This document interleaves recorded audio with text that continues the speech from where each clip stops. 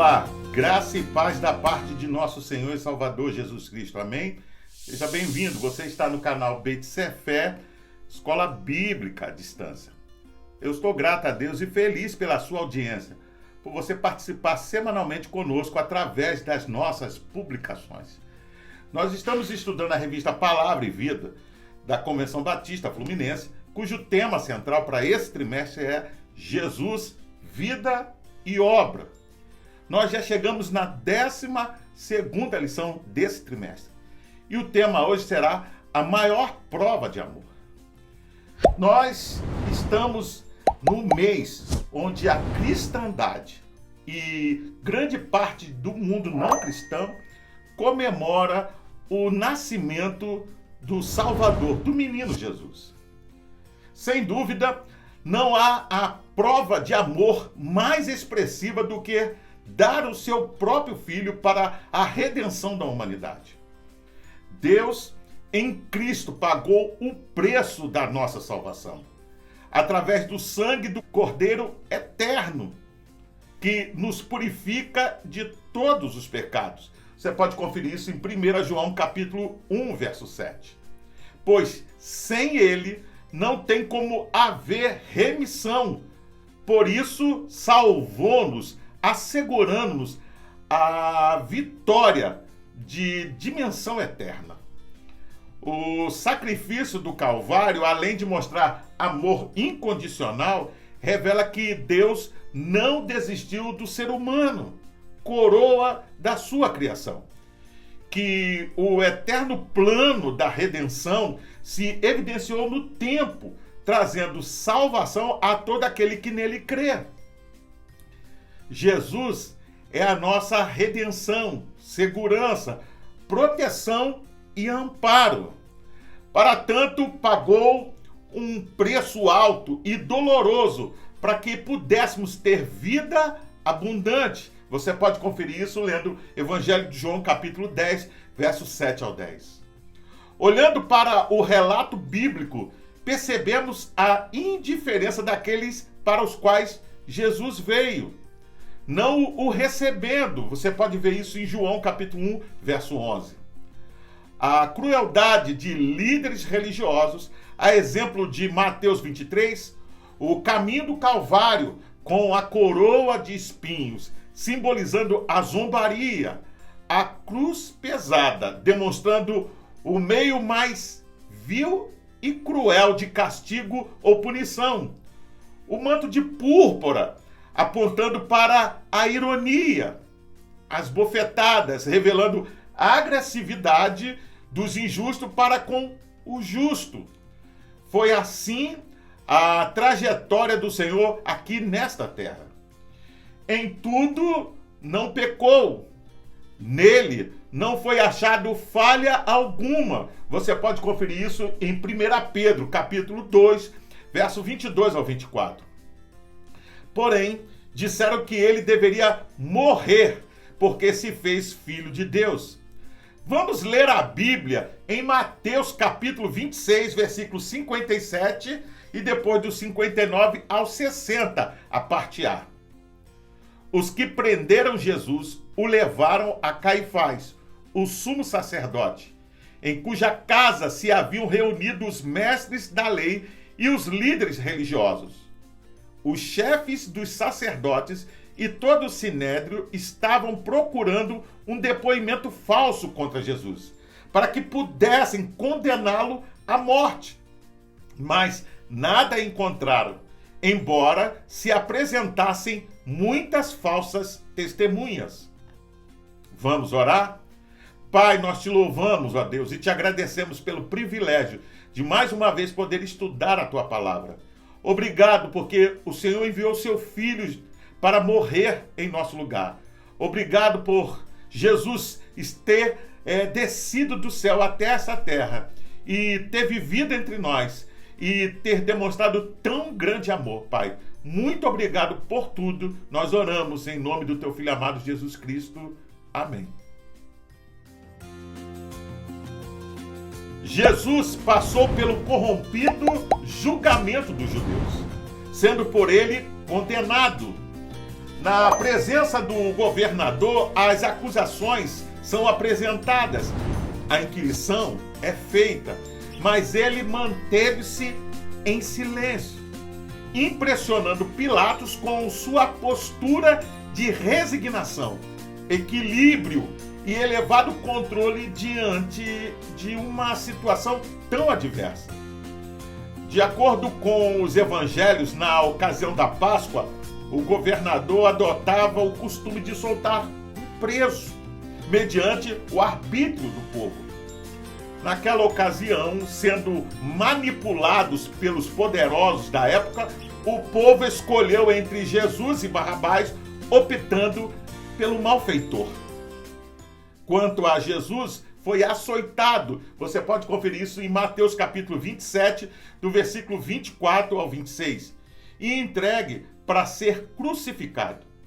Esse ato de crueldade revelou a natureza pecaminosa e perversa das pessoas, multidões e líderes que patrocinaram e tornaram-se atores mais influentes daquele cenário.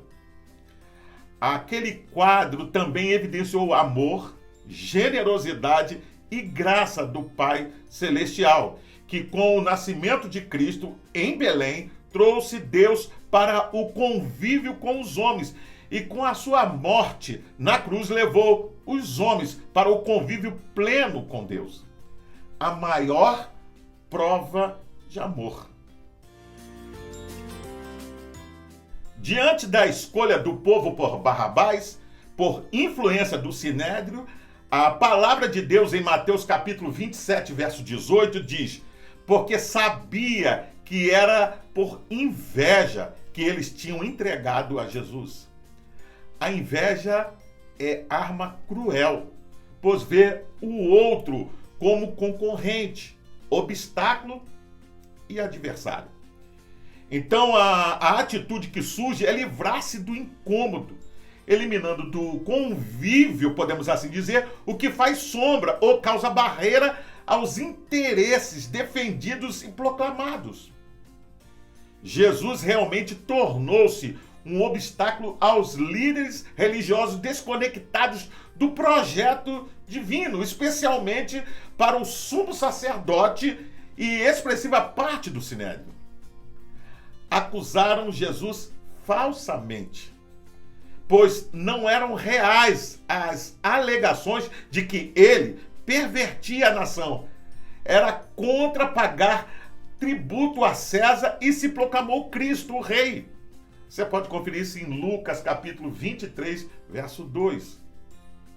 Ao ser questionado por Pilatos, mostrou-se notável e elegante, sem semelhança alguma com os seus algozes, pois respondeu: tu o dizes. Ou seja, o Senhor está dizendo isso. Você pode ver em Lucas capítulo 23, verso 3.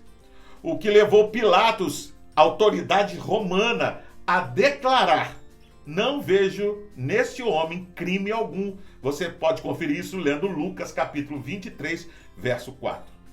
Vamos ler a Bíblia ainda em Mateus capítulo 27, verso 12 ao 14. Acusado pelos chefes dos sacerdotes e pelos líderes religiosos, ele nada respondeu. Então Pilatos lhe perguntou: você não ouve a acusação que eles estão fazendo contra você? Mas Jesus não lhe respondeu nenhuma palavra, de modo que o governador ficou muito impressionado. O comentário bíblico Beckham diz que o silêncio que respondeu às acusações. E a próxima pergunta de Pilatos foi o mesmo diante do sumo sacerdote. Você pode conferir isso em Mateus capítulo 26, versículo 62. Legalmente, ele poderia ser interpretado como uma confissão de culpa, mas na verdade produzia um efeito desconfortável sobre o juiz. Caifás foi levado por ele a extorquir uma confissão e Pilatos a uma série de tentativas para libertar o prisioneiro e a si mesmo. De fato, por Jesus não abrir a boca, porque se ele falasse, qualquer palavra que ele dissesse seria interpretada de forma equivocada, porque eles já estavam determinados a pronunciar o seu julgamento, ou seja, de condená-lo. Para o comentário da Bíblia Diário de Viver, diz que o silêncio de Jesus cumpriu uma profecia em Isaías, capítulo 53, verso 7. Já o comentário de John MacArthur, do Novo Testamento, diz que a demonstração da perfeição e inocência de Cristo foi a sua própria atitude. Ou seja, ele permaneceu impecável diante de todo julgamento. Compreensivelmente, o governador ficou muito maravilhado. Pilatos havia confrontado centenas de homens acusados. Pense, a maioria dos quais protestaram em voz a sua inocência e estavam dispostos a dizer e a fazer qualquer coisa para salvar-se. Isso é fato. Muitos deles, sem dúvida, fizeram contra-ataques contra os seus acusadores, ou então, apaixonadamente, imploraram por misericórdia. Uma pessoa que não disse nada em sua própria defesa era inédito e surpreendente. Mas a inocência de Jesus era tão óbvia, era tão óbvia, que não exigia nenhuma defesa de sua parte. Da mesma forma, Jesus nada falou sobre a escolha da multidão, apenas por ocasião do desfecho da cruz. Rogou ao Pai que perdoasse todo aquele povo por não saber o que estava fazendo. Você pode ver isso em Lucas, capítulo 23, versículo 34. E que não lhe imputasse tal pecado. Que atitude bendita a de Jesus, demonstrando incondicional amor, oferecendo-se pelos pecadores, o justo pelos injustos, o santo pelos ímpios e o perfeito pelos imperfeitos. Diante de todos os erros, equívocos e perversidades, Jesus mostrou-se impecável e triunfante, deixando evidente a sua irretocável diferença. Foi como a ovelha muda caminhando para o matadouro, sem falar, questionar ou reclamar. Isaías 53, verso 7, como falamos, não é? Esta profecia. É a singularidade do mestre da Galileia, sendo superior a tudo e a todos, mostrando que cumpria a sua missão com altruísmo e verdadeiro amor. Independente das atitudes e escolhas humanas, Jesus triunfou e com ele triunfarão os que creem e se rendem ao seu sacrifício. Sua morte no Calvário expressa plenitude de vida, vitória sobre o pecado e a morte, o inferno e tudo o que se opõe a Deus. Nele encontramos o perdão que restaura o ser e a realidade da vida, operando salvação. Encontramos a graça que nos faz participante da natureza divina, herdada pelo novo nascimento, quando somos gerados de novo. Você pode ver isso em 1 Pedro, capítulo 1, verso 23. O sacrifício de Cristo é a nossa salvação. Por ele, o Mestre pagou a nossa dívida. Você pode conferir isso em Colossenses, capítulo 2, verso 14. Venceu a morte, Atos 2, verso 24. E nos garantiu vitória, Romanos 8, 37 e 1 Coríntios, capítulo 15, verso 57. Os opositores e acusadores de Jesus fizeram de tudo por sua condenação. Para que tal intento fosse alcançado, usaram de artifícios, armadilhas e ciladas. Não foram elogiosas e dignas de apreço as atitudes dos principais sacerdotes e de todo o sinédrio, que buscaram construir narrativas e forçar, ou forjar, podemos dizer, testemunhos que falsamente acusassem Jesus. Você pode ver isso em Marcos 14, versículos 55 ao 59. É bem verdade que desses homens deveríamos esperar algo muito maior, porque eles declaravam ser os verdadeiros detentores da palavra e conhecedores da lei.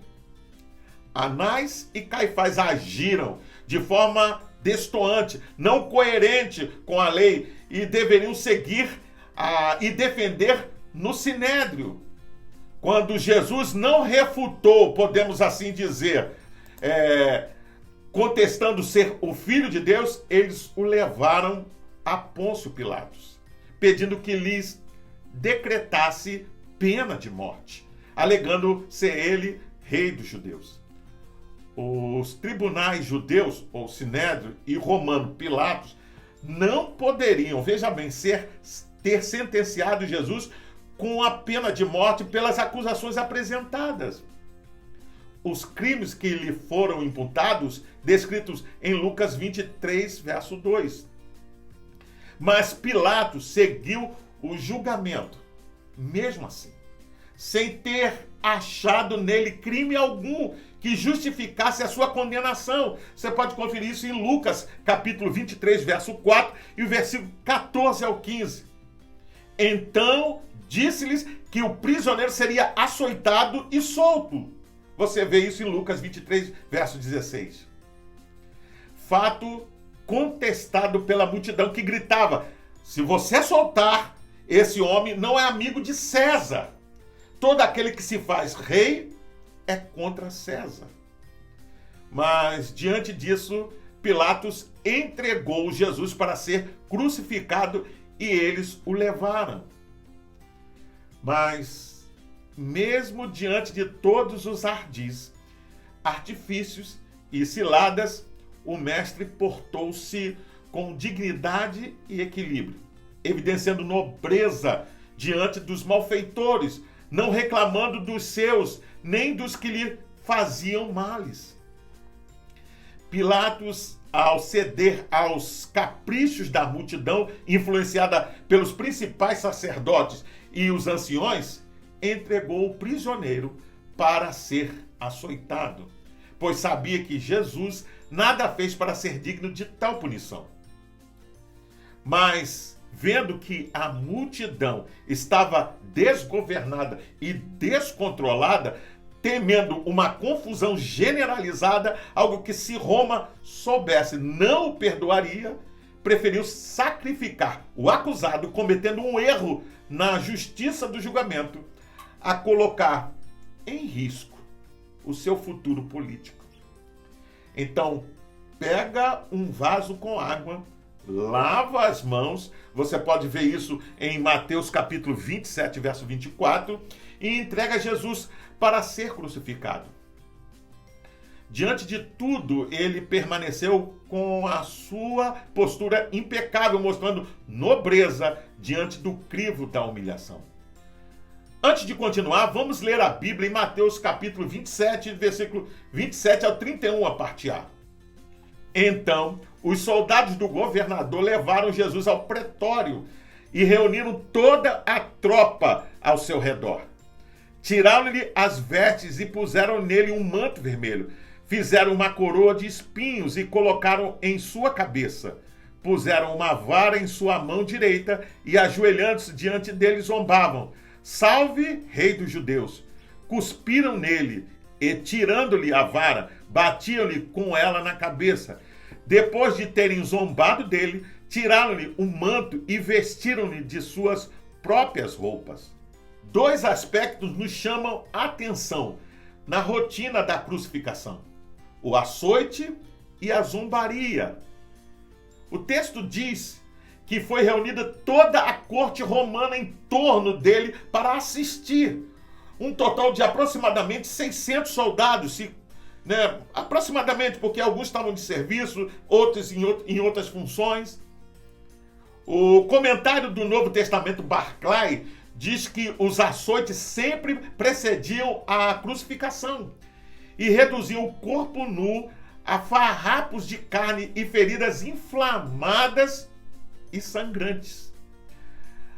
Alguns morriam pelos açoites, outros perdiam a razão e eram poucos. Veja bem, preste atenção, os que permaneciam conscientes e sãos depois de tê-los recebido.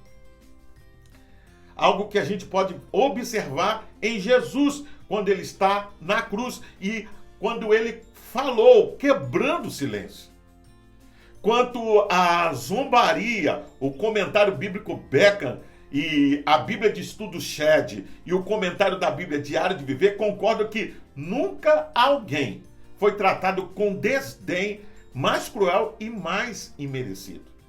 Depois que os soldados tinham zombado de Jesus, até se cansarem de seu jogo cruel, tiraram-lhe a capa e o levaram para ser crucificado.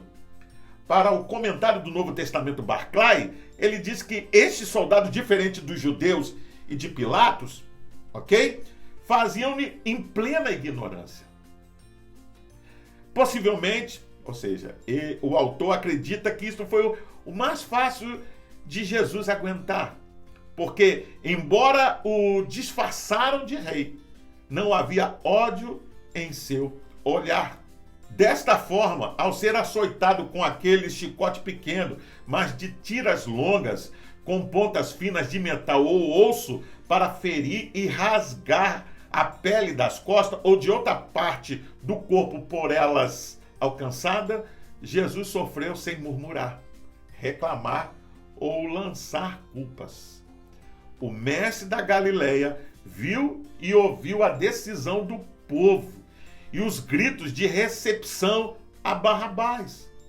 Interessante, desde aquele momento o justo começou a padecer pelo injusto, fato que merece destaque. O julgamento de Jesus serviu para libertar das prisões físicas o malfeitor. E o seu sacrifício na cruz foi suficiente para libertar das prisões espirituais os cativos de Satanás. Os soldados do governador conduziram Jesus para o pretório, com toda a corte reunida, e colocaram sobre ele uma capa de escarlate, vermelha, semelhante às que eram usadas pelos soldados. Esse tipo de capa que colocaram sobre Jesus foi para deboche, zombaria e humilhação. Mas mesmo sem intenção, estavam apontando para a realidade do sangue de Cristo que purifica de todo o pecado, proporcionando salvação para servirmos ao Deus vivo. A coroa de espinho e a cana como cetro era para, mesmo que ironicamente, podemos assim dizer, ele fosse apresentado como rei. Conquanto a motivação fosse de verdadeira exposição e escárnio da pessoa do Filho de Deus, o Messias divino, o resultado foi aclamá-lo como rei, indicando o mais efetivo e expressivo significado da morte de Cristo: remissão dos pecados, salvação pelo derramamento de sangue, e que Jesus, o Rei eterno, sofreu, venceu e reina majestoso no tempo e na eternidade. O Sinédrio judaico conseguiu autorização romana para crucificar Jesus. Você pode conferir isso em Marcos capítulo 15, verso 13 ao 15. Mas não tiveram êxito, pois Jesus ressuscitou e os seus discípulos, após o revestimento do Espírito Santo, você vê isso em Atos dos Apóstolos capítulo 2, verso 1 ao 13, tornaram-se ousados e com intrepidez falavam do que tinham visto e ouvido. Atos 4, 20. Entendendo que mais importa obedecer a Deus do que aos homens. Atos capítulo 5, verso 29, a parte B. E avançaram testemunhando por toda a parte sobre a morte e a ressurreição do Senhor, e de como aparecera aos seus. Você pode ver isso em João capítulo 21, verso 1 ao 14. A crucificação era um método de execução usado pelos romanos e também por nações antigas como a Síria, Média e Pérsia, que utilizavam tal punição para castigar escravos e criminosos. Veja, era, portanto, a forma mais vil, rude e vergonhosa de morte. Mas foi exatamente neste cenário que o amor de Deus se expressou com toda a sua exuberância, virtude e graça. A cruz é o ápice mais expressivo e contundente do amor divino revelado aos seres humanos, sendo a sua mais feliz, produtiva e maravilhosa expressão e prova de amor. Em João capítulo 15, verso 13, encontramos: ninguém tem amor maior do que este, de alguém dar a sua própria vida pelos seus amigos. Deus nos amou de tal maneira que não poupou seu próprio filho. Deus, pela nossa redenção, para que por ele tivéssemos vida em abundância. Vamos ler ainda Mateus capítulo 27, o versículo 31, parte B, e o 33. Então o levaram para crucificá-lo. Chegaram a um lugar chamado Gólgota, que quer dizer lugar da caveira. No caminho até a cruz, um incidente interessante é registrado somente por Lucas. Além da multidão que o seguia, havia muitas mulheres que lamentavam e choravam. Jesus se dirige a elas e diz: não chores por mim. Você vê isso em Lucas capítulo 23, versículo 27 ao 28, a parte A. O comentário bíblico Beckham diz que a tragédia de Jesus, se puder ser assim chamada, é muito menor do que a delas. Veja, sua morte iminente será seguida por uma gloriosa ressurreição, enquanto elas, ou seja, aquelas mulheres que choram, irão sofrer uma das maiores calamidades da história, ou seja, a destruição de Jerusalém. Já o comentário Esperança do Novo Testamento diz que Jesus dirige o olhar delas, né? Ele tira o olhar de si mesmo para o futuro delas, por meio da comovente palavra: chorai por vós mesmas e por vossos filhos. Com certeza, trata-se de uma alusão, ou seja, uma imprecação, uma súplica dos judeus, cujo cumprimento também haveria de atingir os filhos dessas mulheres.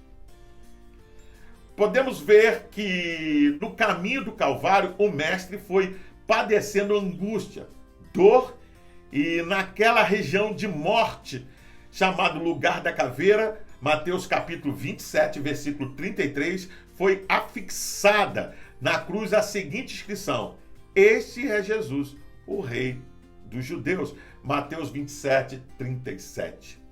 Quando os soldados lhe ofereceram bebida forte para que ficasse como que anestesiado, ele recusou de pronto. Você vê isso em Marcos capítulo 15, verso 23. A palavra diz que ele morreu na hora nona, sem que suas pernas ou ossos fossem quebrados, cumprindo-se o que estava nas Escrituras. Você pode ver isso em Salmos capítulo 22 ou Marcos capítulo 15, versos 24, 27 e o 28. Ali, o Senhor Jesus deu a sua vida por nós, reconciliando-nos com o Pai e deixando aberto o caminho de acesso direto aos céus. Com o véu que fora rasgado de alto a baixo. Você vê isso em Marcos 15, verso 38. Inaugurando o sacerdócio universal dos crentes. A crucificação de Cristo no Calvário é o retrato da graça, a maior prova de amor e presente imerecido. O apóstolo Paulo chama a crucificação de manifestação do poder de Deus. Você vê isso em 1 Coríntios capítulo 1, verso 23 e 24. Maravilha demonstrada aos homens para mudar o curso da vida e proporcionar uma nova realidade espiritual, como expressão do amor de Jesus. Você vê isso em Efésios capítulo 2, verso 8. Após vencer a morte, Jesus deixou claro que cruz significa sofrer pelos pecados, reconciliar-se com o Pai, para termos paz. A cruz, portanto, simboliza a glória do Evangelho, é dívida paga, é libertação garantida. A cruz também é símbolo do amor, do poder de Deus e da vitória do salvo. Cristo, pregado no madeiro, é o símbolo da nossa salvação. É vitória sobre o pecado, é a maior prova de amor que alguém pudesse conhecer. Por fim, o sacrifício de Jesus, a sua morte, retrato da graça, foi um presente divino. Nisto conhecereis o amor que Cristo deu a sua vida por nós. 1 João capítulo 3, verso 16, a parte A. Esta é uma magnífica, notável e imensa prova de amor. O sofrimento de Jesus, conquanto doloroso, foi o espelho do amor incondicional do Pai, transmitido pelo Filho, obediente ao propósito da eternidade e deixado no tempo, à disposição de todo aquele que crer. Enquanto Satanás influenciava os homens para, aparentemente, veja bem, fazerem o pior, Jesus fazia o melhor, operava a nossa redenção. Veja, a maior prova de amor foi o justo sofrer pelo injusto, o santo pelos pecadores, para que a vida fosse abundante. Essa prova de amor triunfou sobre as mazelas e equívocos das pessoas. Evidenciou, podemos assim dizer, nobreza ao passar pelo crivo da humilhação e teve o seu ápice em Cristo na cruz. E eu pergunto então, qual tem sido a nossa atitude diante de tudo isso? Essa lição chega num tempo muito apropriado, porque daqui a alguns dias nós vamos estar comemorando o nascimento do Salvador. Eu quero deixar uma palavra para você que chegou até esse ponto e ouviu toda a lição. Na noite de Natal, onde nós vamos parar para estarmos com nossos amigos, familiares, vizinhos, separe um tempo. Veja bem, separe um tempo para ler a sua Bíblia, para orar e para proclamar e falar de fato de quem é Jesus e o que ele fez por mim e por você. E o que ele pode fazer pelos seus amigos e familiares. Eu convido você a fazer a leitura diária que vai de segunda até domingo, onde você vai poder encontrar diversos textos que vão te ajudar a entender e a compreender melhor essa lição. Você também pode baixar a revista Palavra e Vida da Convenção Batista Fluminense. Basta acessar o link que vai estar na descrição desse vídeo. Você entra, se cadastra e baixa para o seu tablet, celular ou computador. E não só vai poder rever, mas acompanhar futuras lições. Pois bem, eu sou o pastor Carlos Guerra e você está no canal Beit Sefer, Escola Bíblica à Distância. Hoje nós estudamos a lição de número 12 e o tema foi a maior prova de amor. Gostaria ainda de deixar uma palavra de recomendação para todos aqueles que participam do canal, mas ainda não frequentam uma igreja evangélica. Procure uma igreja evangélica perto da sua casa e faça uma visita. Sem dúvida, você vai ser bem recebido. Para se inscrever, é rápido, é fácil. Basta clicar aqui embaixo. Então, gostei, faça um comentário sobre essa lição, deixe a sua opinião. Acione também o sininho para receber as futuras notificações e compartilhe com seus contatos nas suas redes sociais para que mais e mais pessoas tenham acesso ao conteúdo desta lição. Você também pode ouvir esta lição através do seu podcast preferido. Até o próximo encontro. Vem conosco. Fique na paz. Deus te abençoe.